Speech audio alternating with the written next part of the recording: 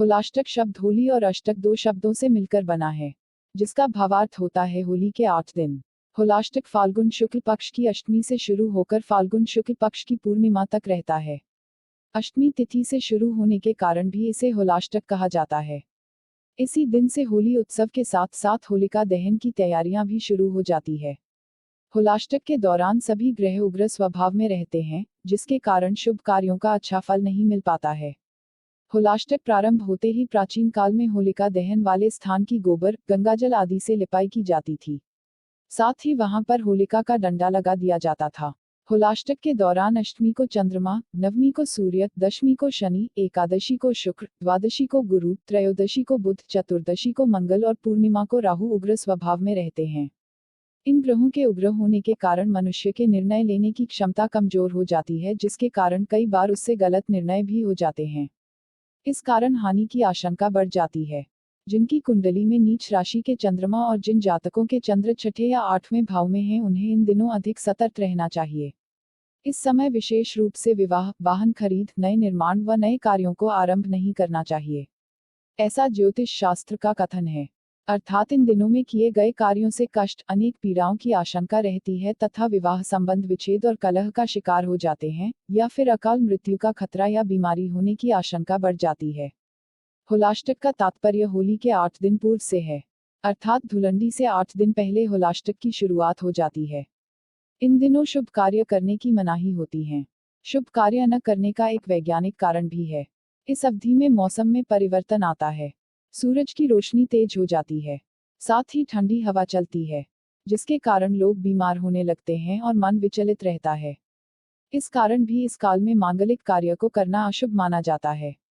होलाष्टक की अवधि में व्यक्ति को पूजा पाठ और व्रत रखना चाहिए। होलाष्टक आरंभ होते ही 2 डंडों को स्थापित किया जाता है। इसमें एक होलिका का प्रतीक है और दूसरा प्रहलाद से संबंधित है। ऐसा माना जाता है कि होलिका दहन से पूर्व 8 दिन दाह कर्म की तैयारी की जाती है। पौराणिक कथा के अनुसार जब प्रहलाद को नारायण भक्ति से विमुख करने के सभी उपाय निष्फल होने लगे तो हिरण्यकश्यप ने प्रहलाद को इसी तिथि फाल्गुन शुक्ल पक्ष की अष्टमी को बंदी बना लिया और मृत्यु हेतु तरह तरह की यातनाएं देने लगा। किंतु प्रहलाद विचलित नहीं हुए। इस दिन से प्रतिदिन प्रहलाद को मृत्यु देने के अनेकों उपाय किए जाने लगे, किंतु भगवत भक्ति में लीन होने के कारण प्रहलाद हमेशा जीवित बच जाते। इसी प्रकार 7 दिन बीत गए। 8वें दिन अपने भाई हिरण्यकश्यप की परेशानी देख उनकी बहन होलिका, जिसे ब्रह्मा द्वारा अग्नि से न जलने का वरदान था, उसने प्रहलाद को अपनी गोद में लेकर अग्नि में भस्म करने का प्रस्ताव रखा, जिसे हिरण्यकश्यप ने स्वीकार कर लिया। तत्पश्चात होलिका जैसे ही अपने भतीजे प्रहलाद को गोद में लेकर जलती आग में बैठी तो वह स्वयं जलने लगी और प्रहलाद पुनः जीवित बच गए, क्योंकि उनके लिए अग्निदेव शीतल हो गए थे। वरदान के बाद भी होलिका के जलने के पीछे 2 मान्यताएं सामने आती है। एक यह कि होलिका के पास एक शॉल थी जिसे ओढ़कर वह जलने से बच जाती थी, लेकिन उस दिन प्रभु लीला से यह शॉल तेज हवा से होलिका से हटकर प्रहलाद से जा लिपटी और प्रहलाद बच गए। दूसरी मान्यता यह है कि होलिका को यह वरदान था कि वह अकेले ही अग्नि से बचेगी, लेकिन उस दिन वह प्रहलाद के साथ थी और प्रहलाद को तो भगवान ने बचा लिए, लेकिन कुटिल बुद्धि की होलिका वरदान का दुरुपयोग करते हुए जल गई। तभी से भक्ति पर आघात के इन 8 दिनों को होलाष्टक के रूप में मनाया जाता है।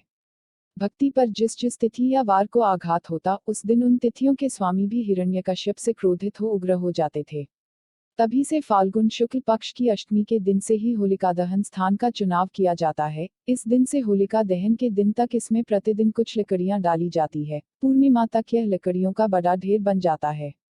पूर्णिमा के दिन सायंकाल शुभ मुहूर्त में अग्निदेव की शीतलता एवं स्वयं की रक्षा के लिए उनकी पूजा करके होलिका दहन किया जाता है। जब प्रहलाद बच जाते हैं, उसी खुशी में होली का त्योहार मनाते हैं।